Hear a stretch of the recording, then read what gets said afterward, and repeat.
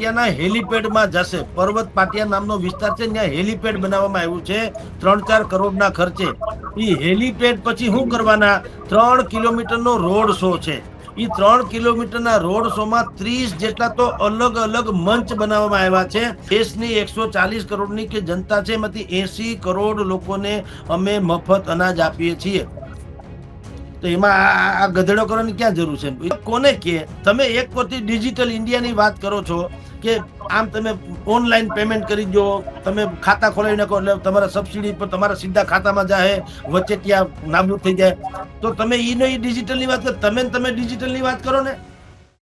નમસ્કાર, vibes of ઇન્ડિયામાં આપનું સ્વાગત છે. અત્યારે બધાની નજર ગુજરાતના રાજકારણ ઉપર છે, કારણ કે ખુદ વડાપ્રધાન નરેન્દ્ર મોદી પણ ગુજરાતના પ્રવાસે છે 2 દિવસ માટે, અને લોકસભાના વિપક્ષના નેતા રાહુલ ગાંધી પણ ગુજરાતમાં આવી ચૂક્યા છે. અમદાવાદમાં તેઓ બેઠક કરી રહ્યા છે, અને એનું કારણ એ છે કે આવતા મહિને 9મી એપ્રિલે ગુજરાતમાં કોંગ્રેસનું મહાઅધિવેશન થવાનું છે.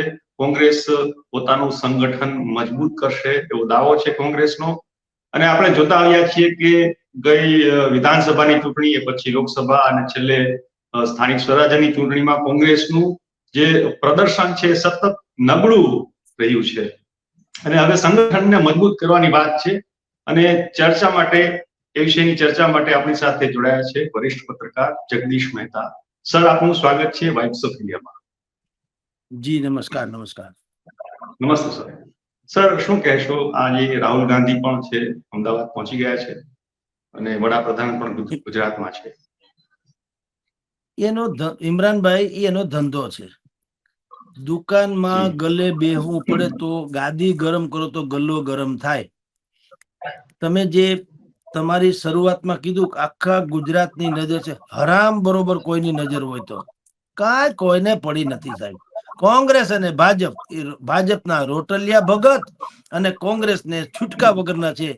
એ બે સિવાય કોઈ કરતા કોઈ આપણા કામ વાળાથી માંડીને આપણા બાપ દાદાને ગમે એને પૂછો, આખા ગુજરાતમાં ભૂંગળા લઈને હરામ બરોબર કોઈને કઈ પડી હોય તો શું કામ પડી હોય એ મને કયો.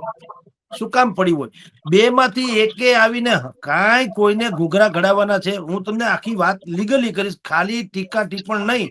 હું લોજિકલી વાત કરું, કારણ કે આપણે મીડિયા પર્સન તરીકે સનાતન સત્ય હોય કેવું જોઈએ.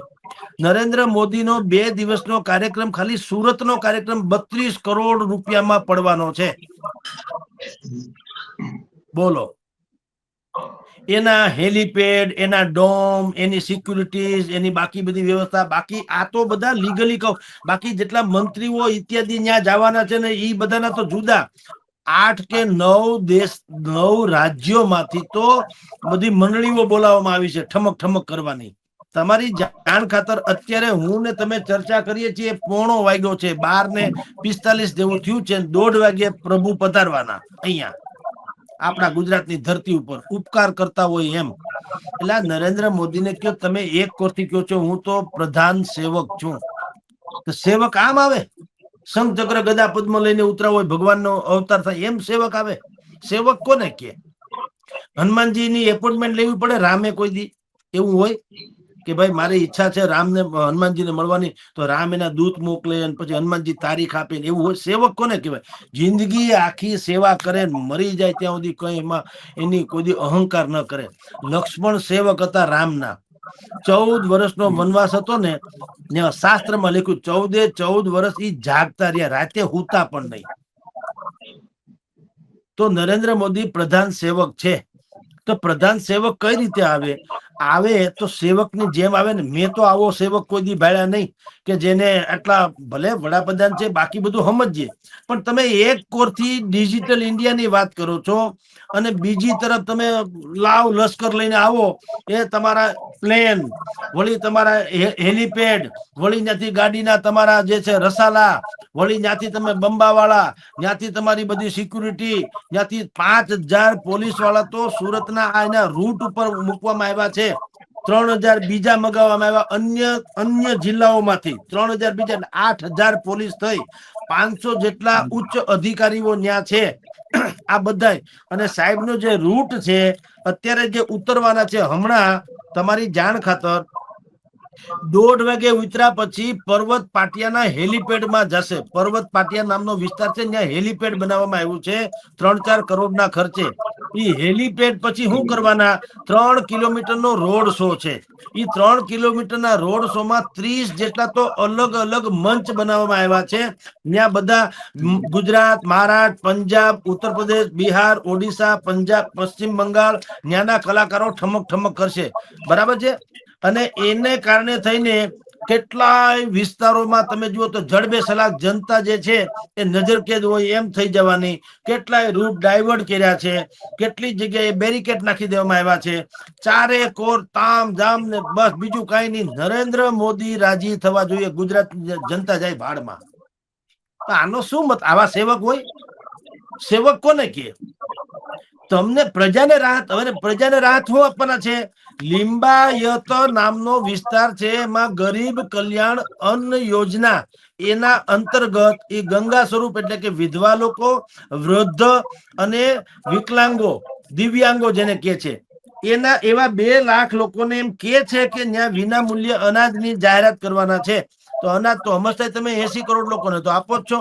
તમે સ્વયં કયો છો કે દેશની 140 કરોડની કે જનતા છે, એમાંથી 80 કરોડ લોકોને અમે મફત અનાજ આપીએ છીએ.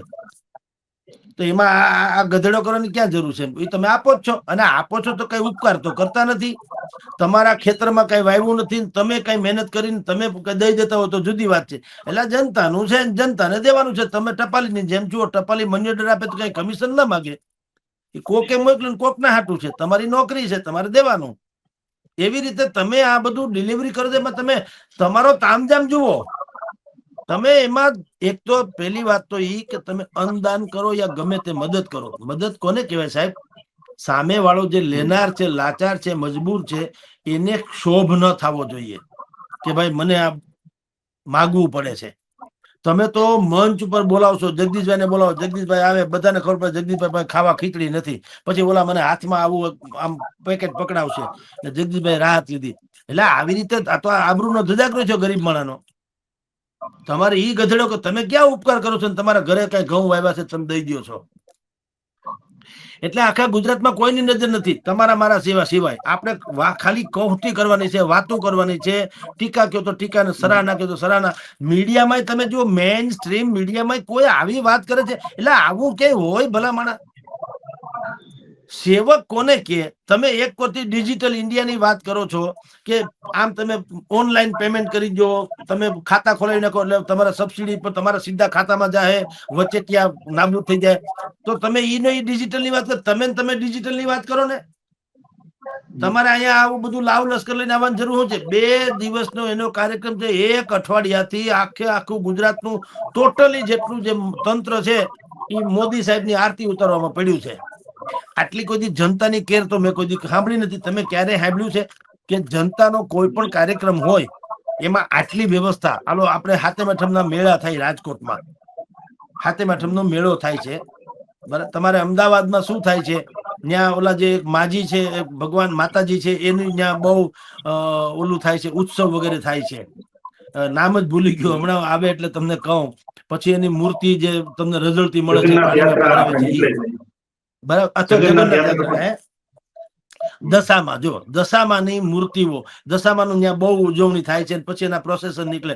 તમે કોઈ દી આવું સાંભળ્યું કે ભાઈ ઈ જે રૂટ છે, જગન્નાથ યાત્રાનો રૂટ છે કે દશામાનો જે રૂટ જ્યાં પાણીમાં પધરાવાની વાત થાય, એ 2 રૂટ તરફ એક પણ પ્રકારની ગંદકી ન રહે, બિલકુલ સાફ સુથરો રૂટ રહે. એમાં અહીંયા જેમ 30 મંચ બનાવ્યા છે ઠમક ઠમક કરવાના, મોદી માસાને રાજી કરવા, તો એમ તમે દશામાં હોય કે જગન્નાથ ભગવાન હોય કે એના ભાવિકો હોય, એવા તમે 30 કે 40 જેટલા તમે ત્યાં મંચ બનાવો, નાના મોટા. એમાં ઠંડુ પાણીથી માંડીને જે કઈ કદાચ મેડિસિનની જરૂર પડે તો ઈ પણ મળે. તમારે ત્યાં એવા પેન્ટિંગ કરી દો કે ક્યાંક કચરો દેખાતો હોય તો કચરો ન દેખાય, સાફ થઈ જાય, ત્યાં પેન્ટિંગ કરો, જેમ અત્યારે અહીંયા કરવામાં આવી રહ્યું છે. આવું કોઈ દી સાંભળ્યું? હજારોની સંખ્યામાં પોલીસ વાળા લઈ આવ્યા, બધા યુનિફોર્મમાં, ટીટી મોઢામાં સીટી નાખીને આઘારીઓ. આવું તો કોઈ દી આપણે જનતા માટે તો કોઈ દી સાંભળ્યું નથી. તમે જ્યાં જાઓ દશામાની મૂર્તિ પધરાવવામાં ડૂબી જાવ તો તમારા ભાગ. રથયાત્રામાં જાઓ, ખચાખચી થાય, માથાકૂટ થાય તો તમારા ભાગ. એટલે તમે વાત જે કરી મિત્ર ઇમરાનભાઈ કે નરેન્દ્ર મોદી અને રાહુલ ગાંધી અત્યારે ગુજરાતની મુલાકાતે છે ને ગુજરાત આખાનું ધ્યાન છે, કોઈનું ધ્યાન નથી થાય અને ભગવાન બચાવે. એના છે ધ્યાન કોનું? ભારતીય જનતા પાર્ટીના લાભાર્થી, એનું મોદી ઉપર ધ્યાન છે, અને કોંગ્રેસના આકાંક્ષી એનું રાહુલ ગાંધી ઉપર ધ્યાન છે. વાત પૂરી. ઘરનો મામલો છે એનો. એમાં જનતાને, જેને કોમન પીપલ કહેવાય, એને કાંઈ લેવા દેવા છે નહીં ને. જેટલા લોકો આવશે કોઈનું દળદર ફીટવાનું નથી. આ મેં તમને વાત કરી નરેન્દ્ર મોદી સરકારની.